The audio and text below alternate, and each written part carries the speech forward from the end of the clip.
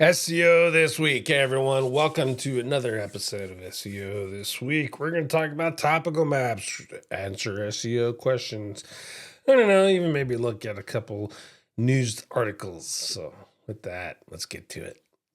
Did you know a press release alone isn't enough? Visibility is key. You need a multi-platform strategy to share your story across news, audio, video, and social media. Welcome to Magic PR, where your press release transforms into a powerful media experience, maximizing exposure and engagement. We distribute your release to top outlets like Yahoo Finance, Bloomberg, Business Insider, and more.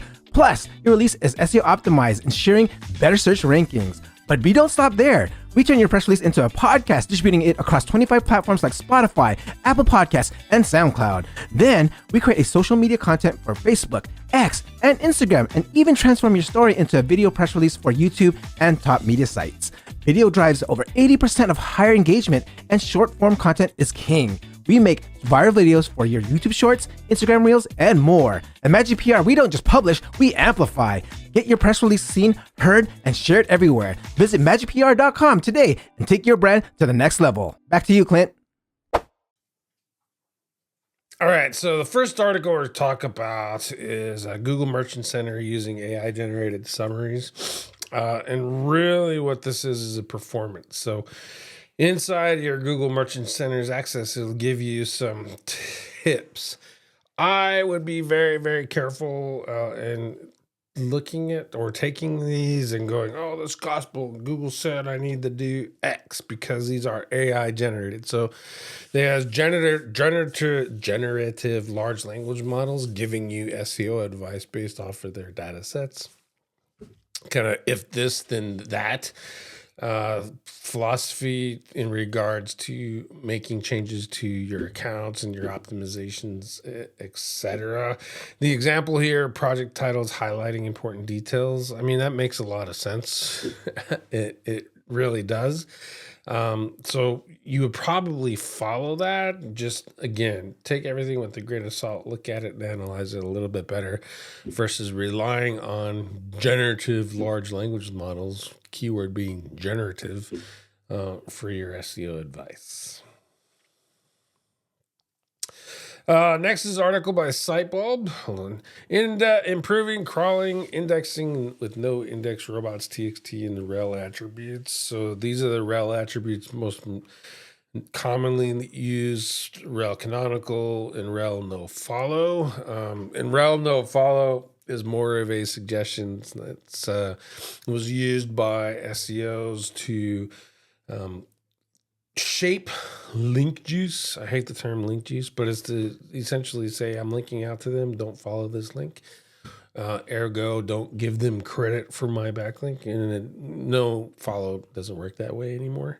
And I would argue that it never did work that way. It was just something that Google threw out there in an effort to kind of curb link building that they never actually implemented all that well. Anyway, you have robots TXT and then the no index robots directive. There is a difference. The no index robots directive actually goes on a per page basis. It's set up in the head versus the robots TXT is essentially a rule that applies site wide. It's to prevent, tell the bots not to crawl X, Y, or Z. It is a suggestion. The bots can be programmed to ignore those, i.e. Google will ignore robots TXT if they find backlinks to something that you have set in there where it says don't crawl. Google will ultimately crawl it because they found backlinks to it versus if you never link to it, and Google will follow the robots TXT. So if you want to learn the difference between these and kind of how to figure that out, I think this is a good article to do that. In short, if you're doing stuff like trying to keep your parameters from being indexed and all that, before they get indexed, set up the robots.txt file, make sure that no one's building backlinks to those parameters, etc., and you're going to be okay. Google says that they're better at handling parameters, but we see tons of examples on the daily basis of them not handling those properly. So just get ahead of that now before it becomes a problem. Then you're going to be good. And then the no indexed on a per page basis, I would leverage that. Really, I would leverage that, let's say, like while you're building stuff out, for example. And there's plenty of situations where you need to publish a piece of content on the internet in order for your tools to access it to do analysis. In those cases, it's probably a good idea, if you're not ready for Google to read those yet, to leverage no index. Just make sure that while it's set to no index, that it doesn't get submitted to Search Console. Because once it's submitted to Search Console as no index, it's remembered as no index for quite some time, regardless of how many times you keep publishing it over and over again and sending that back to Search Console to get updated. So save yourself that drama and don't submit anything to Search Console that's set to no index. AI summaries inside of the status dashboard. It's not a status dashboard. It's inside your reviews of products, sometimes stores, but mainly products. And essentially, like, you have this, like, let's go with Amazon, and then Amazon has a category of scented candles, for example. And then it lists all these products. You can kind of see here, this is a vitalitymedical.com is the overview website, etc. And it has the products listed. And AI is generating a summary of the reviews. I kind of like it because it summarizes the content that's in there. As a consumer, like, I like to read the 5-star reviews, and then I read the 1-star reviews and see and kind of figure out if I want to buy that thing or delve more into it. And the AI summary kind of saves me a little bit of that problem, understanding that it is generative AI, but it is using the reviews as its data set, which is, I think, is actually pretty interesting.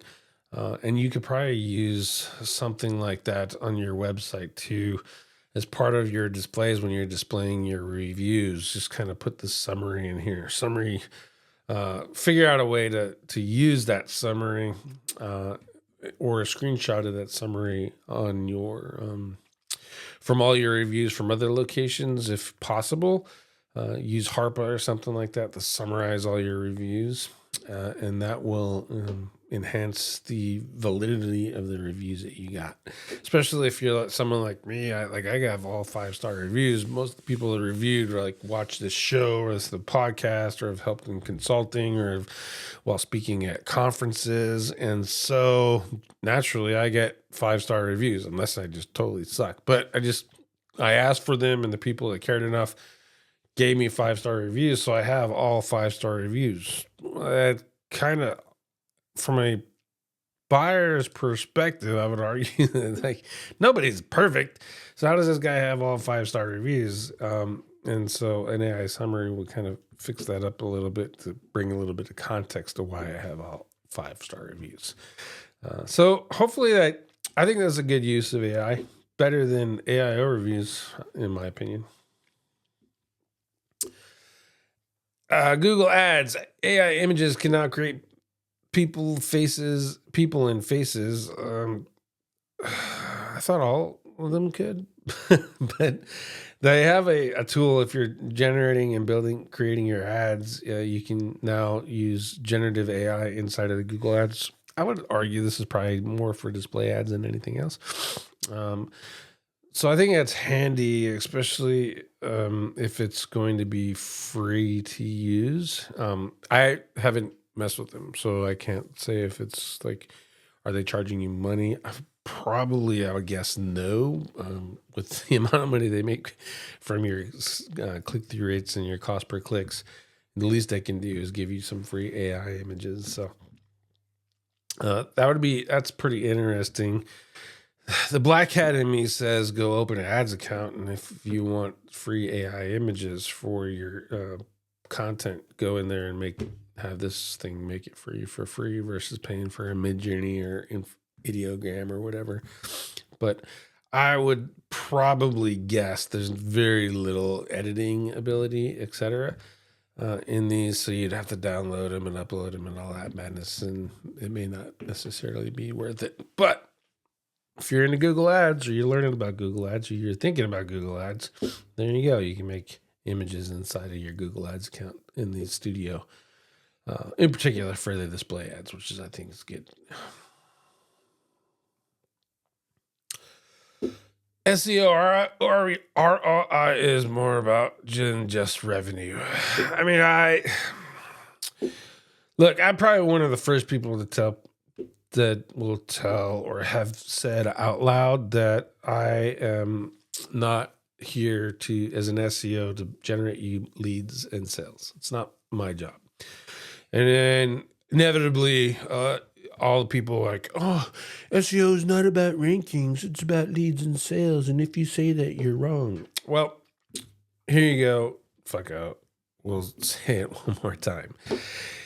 If you're doing SEO properly, it all starts at your keyword research, where you're analyzing the keyword opportunities, and then you're looking at the search intent, and then you're looking at your client's website, and you're matching the pages with keyword and search intent to the proper pages, which inevitably will turn into which starts your CRO process, because now you have targeted traffic coming to the proper pages of a website. Ergo, you're going to have conversions, and those conversions will equal leads depending on what your conversion model is. And then those leads can turn into sales if you call them. So for me, SEO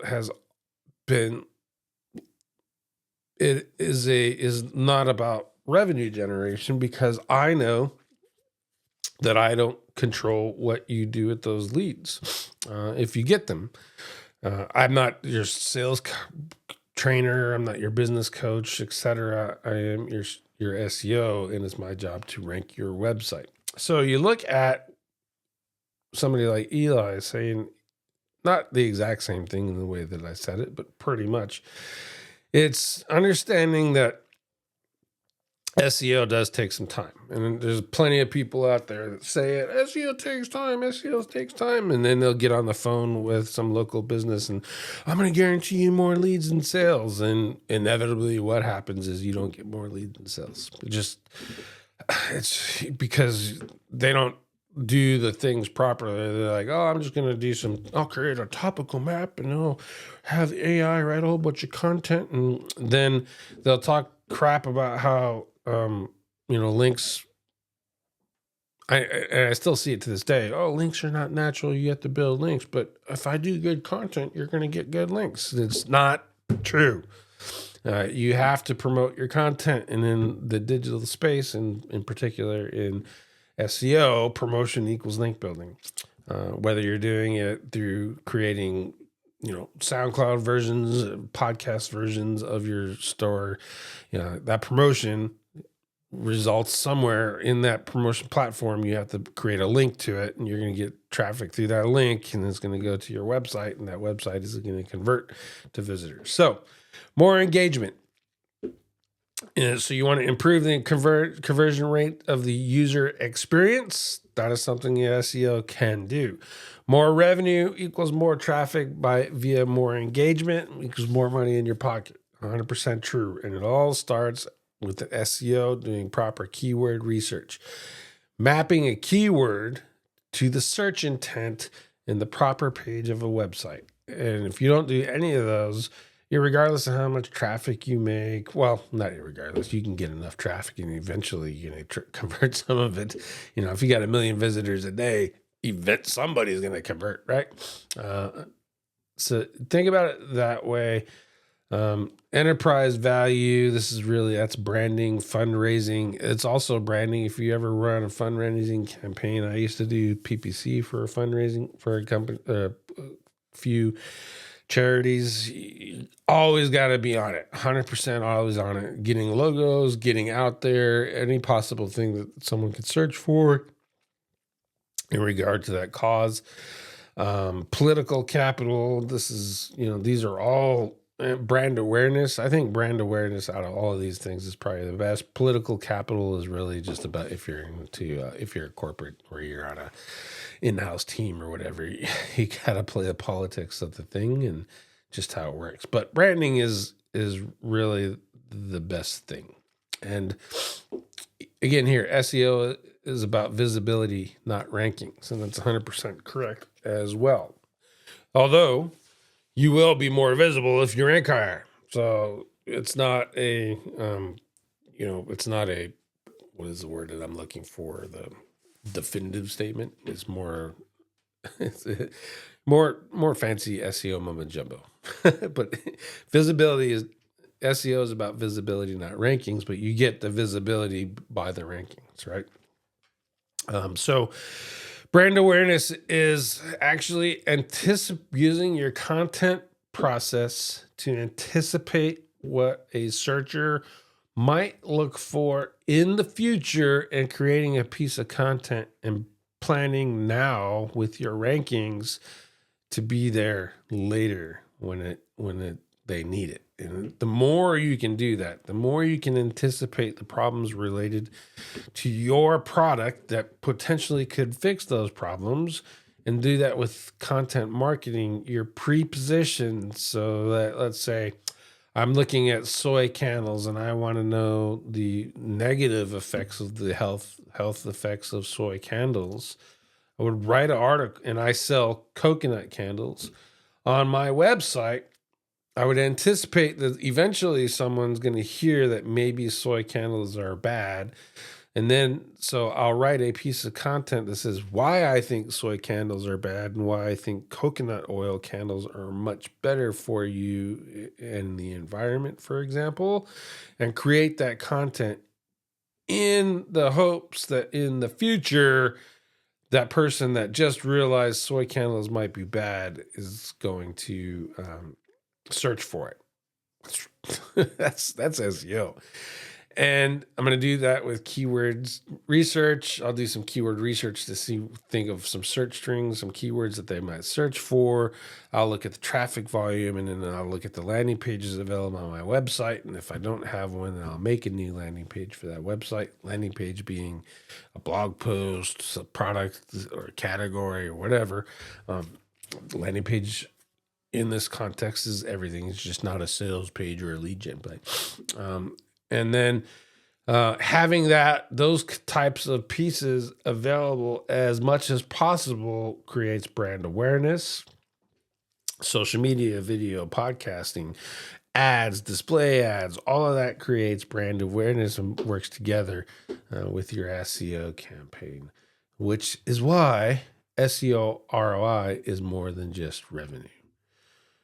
Now, if you've been in corporate environment, a lot of people in those environments, it's SEO is just revenue. Like, all we care, really, at the end of the day, it's really leads and revenue is what they're monitoring. But if you can articulate a lot more of this stuff using articles like Eli, third-party validators, to your C-suite or to your clients, you're going to have much, much better client engagement. Both of you, being you and the client, will be on the same page, and silence a lot of those bitches that are like, but clients only care about leads and sales. Yes, I get it. But unless they understand how the sausage is made, they can't sell a fucking sausage. So teach them, and then they'll get it and why they're paying for search engine optimization. How to optimize a website for lead generation. This is subjective. I mean, but it's always good to see some things about site optimization. I will say that this is lame. This is lame. This is lame. This is okay. This is okay. And this is kind of lame. But look at content like this from a learning perspective. And I actually found this because it was promoted by an a newsletter. Like a newsletter read this, or an editor read this and said, hey, that's a great piece of content. Now, either that's because they have some kind of relationship with Emily Crosby, or they legitimately think this is a great piece of content. Get on the newsletters and find articles like this that are getting promoted, that are getting traffic, and then make them a lot better. You won't have to work too hard to increase the value of this page, for example. Like, I'm going to redo this article and put it on a client's website. I do SEO for a web designer, and we're going to get together and make something a whole lot better than this that tells the exact same story, so someone can get some real value out of it. Tons of content like this, and you don't have to reinvent the wheel. You can use AI. You can write the outline and use AI and create it, and then plug in via proper editing, grammar, your own experiences, etc., some better imagery, and tell the story a whole lot better than what is done here. So that's the value of that article. Sean Anderson, I actually met him on X. That's where I first was exposed to Sean. I actually have this sheet that he is displaying. He sells it. And that's really what I wanted to illustrate to you, is some of the value that you can get out of these dashboards, especially if you're looking from a business intelligence perspective, or you're trying to be a data SEO. These guys, they eat, sleep, and dream making these visualizations and using the tools to do it. So he's created his SEO dashboard. It connects with your Search Console. And you can do some really good stuff with it, and just look at this information. You tell a good story. I've gone so far as to use these every once in a while as my reporting, and they do great. But if you're an agency, like, don't give this to your plumber. He'll look at you like you have a dick on your forehead. He just needs your ranking report. But if you're dealing with someone's corporate, or they're answering to a C-suite thing, give them this, and it's great for fodder to keep people away from bugging you. The basis of this is disconnected entity and hypothesis, and essentially it's about not branding. And what I mean by that is, let's look at Digital Ear, for example. If I did this search and this didn't come up, and none of this stuff came up, it means I have a branding problem, and I need to address that pretty quickly. This should be the first thing. Let me shift this over a little bit. There you go. Having this result, I got my map up, my home page is first, I got all my socials. This is the goal, like the beginning of an SEO campaign, because you want to establish yourself as real and as a business. Like, profiles are all interconnected. Everything's working out just the way that it should be for your brand. And that's kind of where I think he's going with this whole disconnected entity hypothesis, especially with Google Helpful Content. If you just throw up a website, and what I've seen is kind of this line right here, this kind of happens over a 90-day period. I'm doing good, Google's showing me off, etc., blah, blah, blah, and then crap. And what happens is you have, I'll just use a random number. You have 1,000 pages on your website. Your homepage is awesome. It's getting a lot of your backlinks. Maybe you have 10 or 15 good pages that people are liking, and then this is the result and what your traffic valuation looks like, because your 900 other pages, 950 other pages don't have any traffic, don't have any backlinks, and your internal linking sucks. So you're not telling a good story. So because your brand is weak, you've checked the boxes for being a spam site, and then they blast you. Now, can there be, or is there going to be, sites where that doesn't apply? No, of course.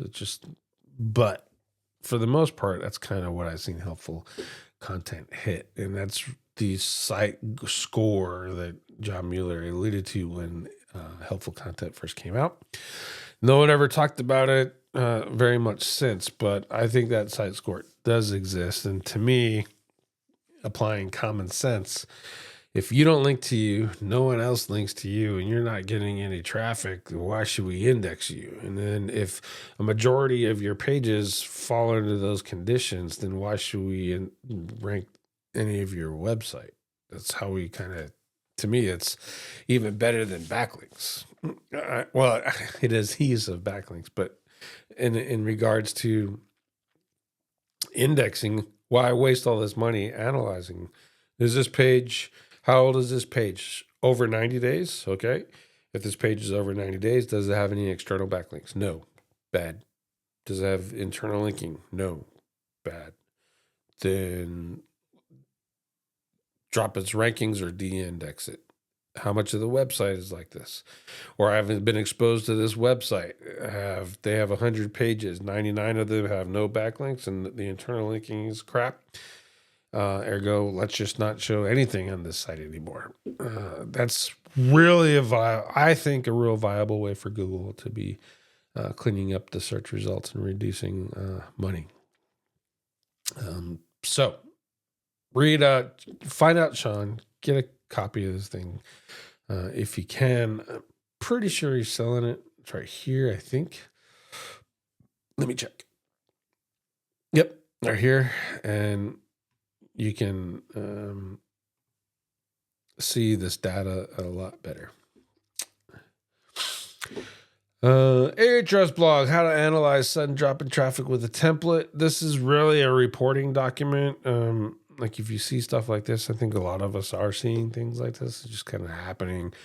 Let's try it wild. But if you're in a C-suite or you're dealing with a client, this will keep the pressure off you for a little bit. Remember, reports only can get you so far, and then eventually people are going to start asking the real questions, like what are you doing to fix it? And then where are the results from what you're doing to fix it? But this is a good place to start. This article is all about using Ahrefs to kind of figure that out. And then the reporting stuff is down here at the bottom, which is the highlight of what this post. You can find it on the Ahrefs blog if you're an Ahrefs user. If not, you can get some ideas for what your reporting could possibly look like. This is a good one. Joy Hawkins did a video, and then this supplemented by this post is the diversity update. Essentially, what it's saying is, if you have a URL in your Google map, let me illustrate this because I've been in a lot of conversations about this thing.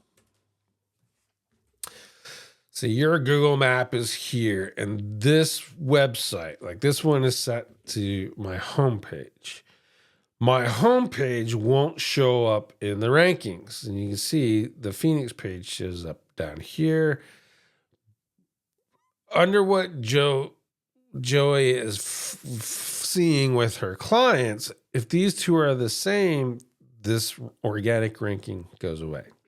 Now, that's what Joy is seeing, and that's what Joy is reporting, and it kind of makes a lot of sense. Like this website here is one of her clients that lost 242 clicks because the organic page went away because she was ranking in the map.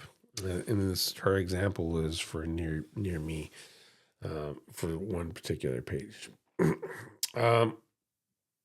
So you have to kind of take that into consideration now if Google is doing it for your searches. I've ran into one group of people that said, yep, we've seen it, we can confirm it. And the other ones that say, oh no, it hasn't happened, it's not happening. And I think that's kind of, you can expect to see that with a lot of things in Google. They do things based off a niche, based off a market, based off a keyword, and different things or rules are applied. So look in your market, see if that's actually happening to you. The big thing is the URL can't be the same, right? So if you're seeing your rankings drop and your map is there and your organic has disappeared and your traffic is dropping to your website, change it from your landing page to your home page if that's what you have. Well, just whatever you were ranking for organically, don't have that page in your maps. Don't have this, and then use separate pages, and it will, in theory, come back. I want to do an analysis of 100 keywords, 100 small business related keywords, and go see how kind of widespread this is. Again, I found just as many people that said, "Yep, I saw it," as there were that, "No, it's not happening." So I have no doubt that it's going to be niche based and market based and location based as it's applied. But something to consider if you see, oh, I'm ranking great in the maps, and then your organic tanks. That could be it. How to analyze behavioral search data. I like this because it's helping out a little bit with understanding really conversion stuff. You can see SEO, CRO, SXO, whatever, create a new thing. I've never heard it called XSO until this article, but okay, we'll go with it. And so what you're doing is just matching SEO with conversions. In short, if you're doing your keyword research and you're matching their landing page with the right search intent, you're going to increase your CRO and your users are going to engage with your page. That's pretty much it. I didn't like that analogy. It was kind of dumb. But you can look at some different things. Search Console data is pretty much what everyone else has access for. You can do surveys, read reviews, and sort data. For the most part, web analytics will kind of tell you these things. Bounce rates is a little bit of a mixed bag, in my opinion. Like if you have a landing page, its idea is to get you to someone to sign up to the email. You want a high bounce rate. You want them to show up, read your headline, read the sub headline, and go, "Yeah, that's what I want," and fill out the form, and your bounce rate would be closer to 100%. Versus if you have an information or what is it, skyscraper article, for example, big ass piece of content with a whole bunch of diagrams, graphs, and everything, you want a low bounce rate. So you can't just take that. And those low bounce rate and high bounce rate are different levels of success. So you have to watch that if you're going to use bounce rate. The rest of the stuff you can get pretty good inside of GA4 out of their default events. And then heat maps, clicks, etc. Microsoft Clarity you can use for heat maps, and then Hotjar. There's a couple other tools like that too. Those are really only helpful if you get a lot of traffic though. So just be prepared for that. Eye tracking and all this other shit. I mean, unless you're running an e-com or, have $10,000 a month clients and can pay for these really expensive tools or et cetera, and testing and whatever, then most people are going to be out of that. So I wouldn't even mess around with predictive data. Topical research tool. I want to show this off because Yoal, he does an SEO newsletter, and I've mentioned his courses here before on topical research, which hands down is really good. It's just got a good teaching style, and I appreciate what he's trying to show. They have a tool, Floyi, that creates topical maps. Kind of just want to show you what you're going to get out of there. It's 3 levels: main topic, subtopic 1, 2, 3, and then it's the keywords that are associated with it. And it's based really off of his methodology. It is a tool though, so your brain ultimately has to interpret this stuff. But if you want to do you can actually do some sales and stuff with one of these. If like it's part of your audits, for example, create a topical outline in Floyi, and you'll do pretty good. The pricing is cheaper. I think $79 a month. You get 1,500 credits. I haven't played around with it to see how many of those topical maps you can create with 1,500 credits. I would imagine it's probably enough that you can give, let's say you're converting 10 or 15 proposals a month.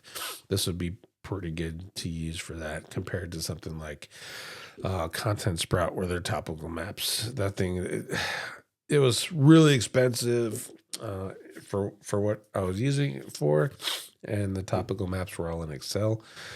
But you can mess around with this and see if it'll work for you and as part of your auditing system, or even just doing the map stuff. But if you're lazy like me, there is a topical outline builder inside of ZimWriter as well, which my clients seem to like, by the way. So check out Floyi, see if it's right for you. Inbound marketing to drive 60K. This is a great story. If you're using, we talked about this before, create content, get traffic, increase your conversion rate, landing pages, etc. This guy's pretty much saying the same thing as I am. But essentially, they just created pages for and build out a site and stuff. This is actually really handy right here. If you're not doing this already with your websites or your client sites, you should get something like Lucidchart, XMind, MindMapper, or whatever, and map these things out. Here's a hack: if you're doing Lucidchart, you can put all the pages in there, and it makes backlinks out of Lucidchart to your website, and they count. So it's another link building thing. But this helps you visually see where you're going. And then if you have clients who ask questions, they're like, why are you doing this? You just open up your Lucidchart and be like, this is the end. This is kind of how we're handling it out. And you can map it out in this exact same way. Use a screenshot of this as your part of your teaching aid for your clients, and you will definitely have a lot more success in communicating with them. The rest of this is really just an ad for Moz, but check it out. Use your favorite tool, and you can pretty much replicate all of that out. But that diagram for sure is something to keep. Matter of fact, just do what I'm going to do. Save the image. Bam. Done. I had that twice.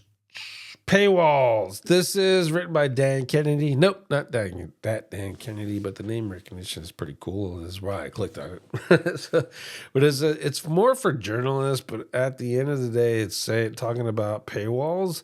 And they added a paywall to this website, and they increased the conversions, and they increased their subscription rate by 15% by only using the headline inside of there. So if you don't know what I'm talking about, you go into some of these news sites, for example, like foxnews.com. Let's see if I can trigger it. Fox News. I did it yesterday. Let's see. Acting like a lunatic. There you go. Paywall.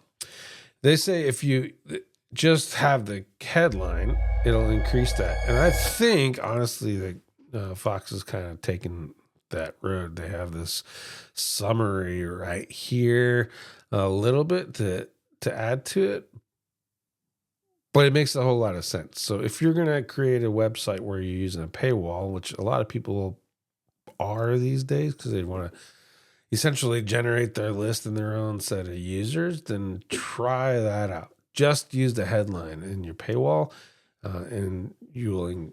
And if you do your SEO right, the page is still going to rank anyway. Oh, sorry. Got boogers hanging out my face. You're going to do, if you do your SEO right, you can still rank even behind a paywall, which a lot of those news sites, as you know, do. So try that out. Disallow, canonicalize, no index, or remove. This is if you are supposedly violating the Google site reputation policy. I mean, if you're doing it, you probably have bigger things. And since it's a manual thing, not a algorithmic thing, how they really get it to stop you. But I guess if you're doing, you have a lot of crappy pages and stuff, you're going to have that problem. But I wanted to highlight this because it relates to one of the questions we were found. Can you get out of this? And the answer is yes. But you want to do it in such a way as that Google can see it. So in that vein, I'm going to continue this here in a second. We'll move that down the line. When we get into questions, then we could hit this at the same time. Here's another one, Panda AI.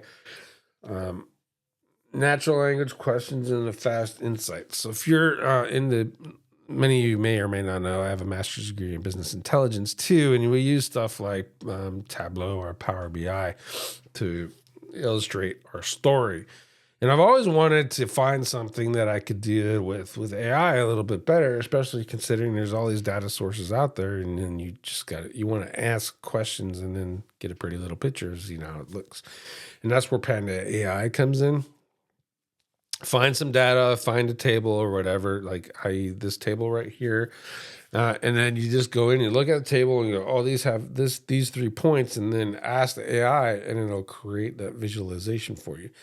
This is really dope. Like if you're trying to get some local, say you're a real estate agent and you want to get some more local exposure so that you can get hired more to sell and buy and sell homes. You can collect like crime sites or demographic sites and that kind of thing, all these tables and stuff that are available for free everywhere, and make some unique visualizations and then write stories about them and then send them off to, for example, journalists in your local area, and that will get you some backlinks and maybe even get you a little bit of recognition, assuming that the journalist is interested in your story that you created. But you can just rinse, repeat, and eventually, you're going to get lucky and you'll pop off, and that helps with your branding because you're recognized and you talked about it in these stories. Whatever helps your backlinking, helps with your traffic, helps with your geo relevance, etc. So this is a dope tool. Check it out. It's called Panda AI. All right, let's get into questions. Let's go straight to this one. First off, Google penalty, resubmitted a ton of times and nothing works. In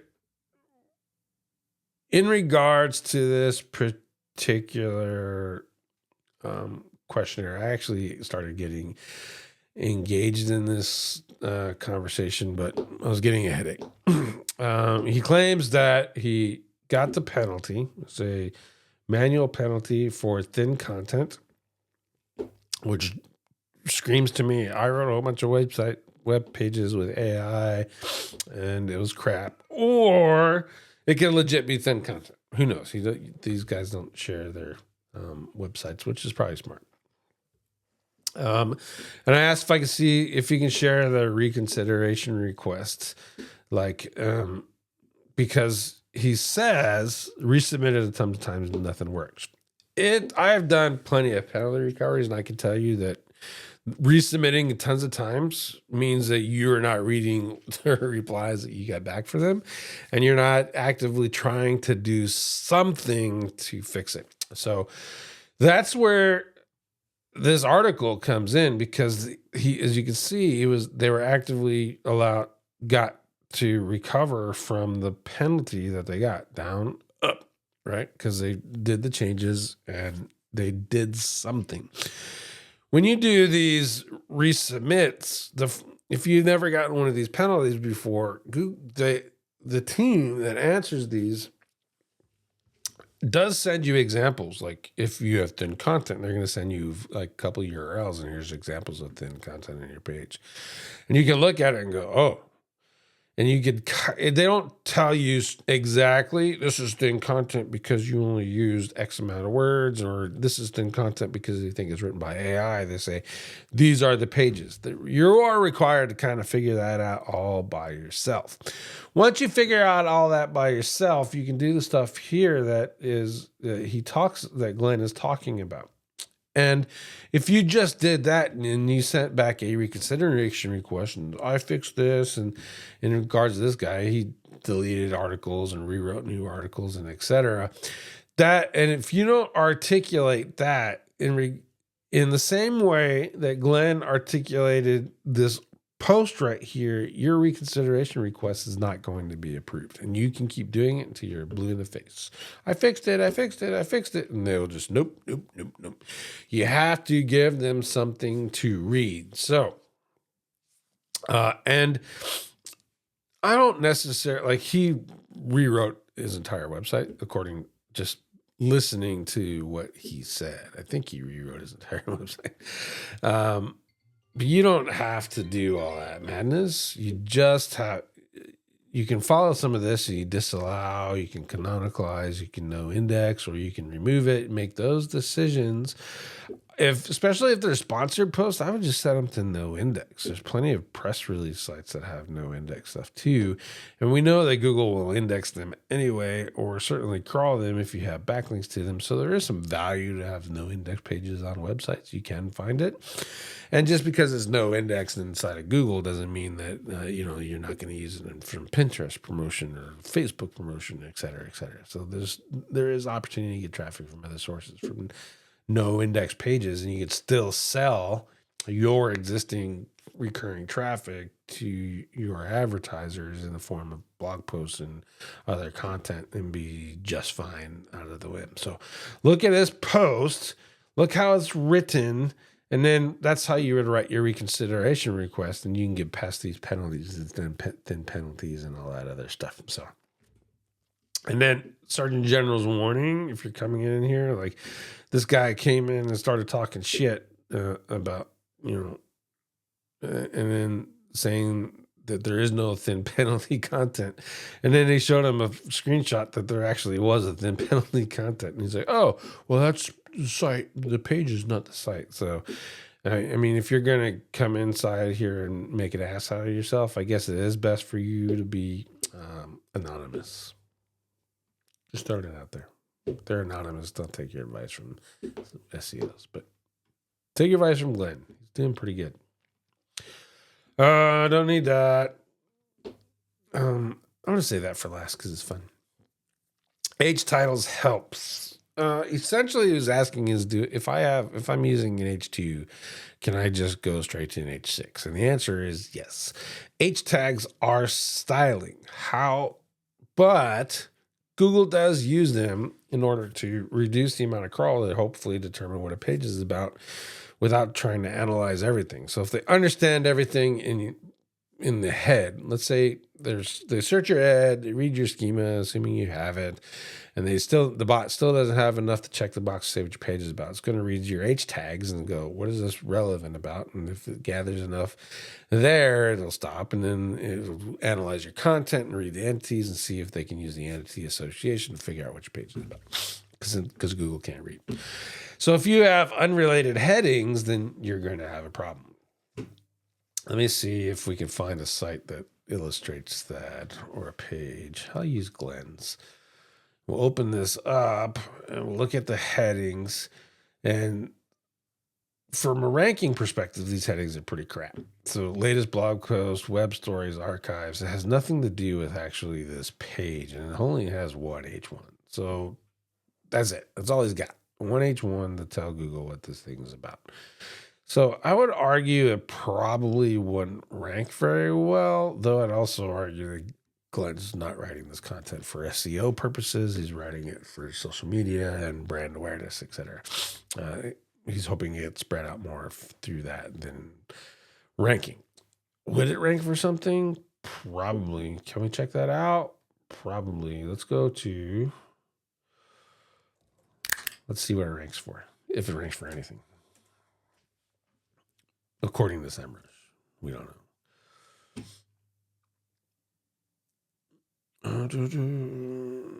Exact URL. Nope, nothing. So let's look for address. Nope, it's going to make me sign in. I want to do that right now. So in regards to the headings, I would ask my web developer to change these out to use styles and set the size and the fonts, not H tags.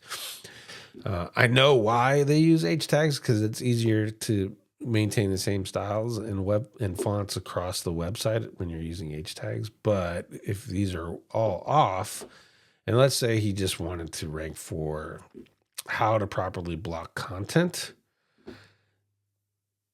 then all of these H tags and how to conflict with how to properly block content, so that Google has a hard time figuring out what that page is about. We're not optimizing to these to spam.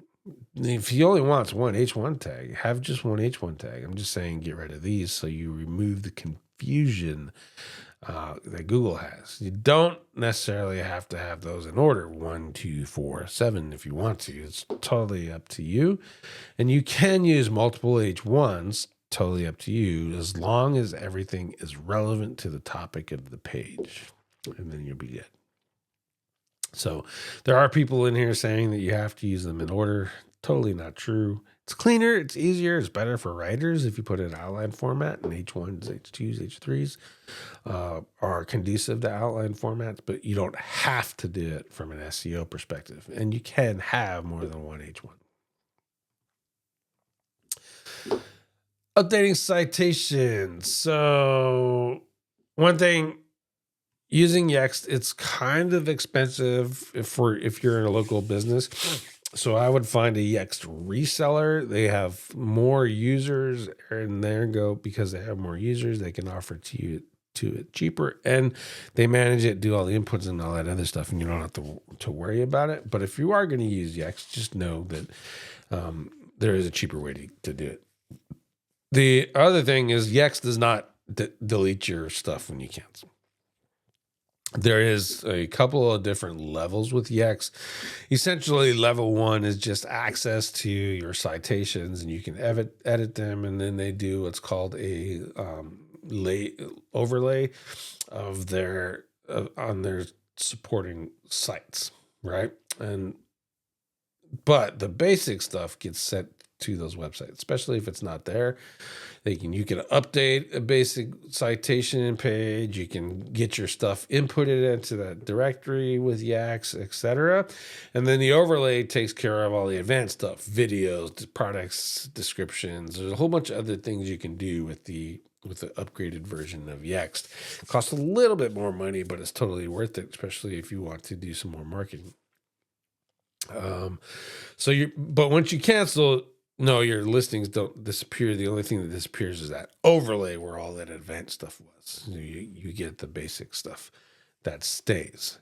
That said, Yext is, it's really expensive, and you're probably not going to use it as much as you say you are. And there's no reason to pay $500-600 a year. Actually, I think the price is a whole lot more now. But so what I do is use SEMrush, and then SEMrush has a connector, and there's a local citation management tool inside of SEMrush, which is essentially Yext Basic, and that does the same thing. And it's cheaper, $29 a month. So get SEMrush if you're thinking about Yext. Especially in this case, like this user, he paid someone to do his citations, which is awesome. You only have to do it once, and you're not paying a recurring fee. But there's the downside. You want to change them. Now you got to either get into them, or you can't get into them at all. And then so now you're back to where you were in the first place. So that's why I think Yext is valuable. And I do recommend it, especially if you have the budget for it. All right, let's roll this up. If you can use only 3 SEO tools for local SEO campaigns, and I'm assuming he's talking about Google Maps because, well, I think of local SEO as the Google Maps.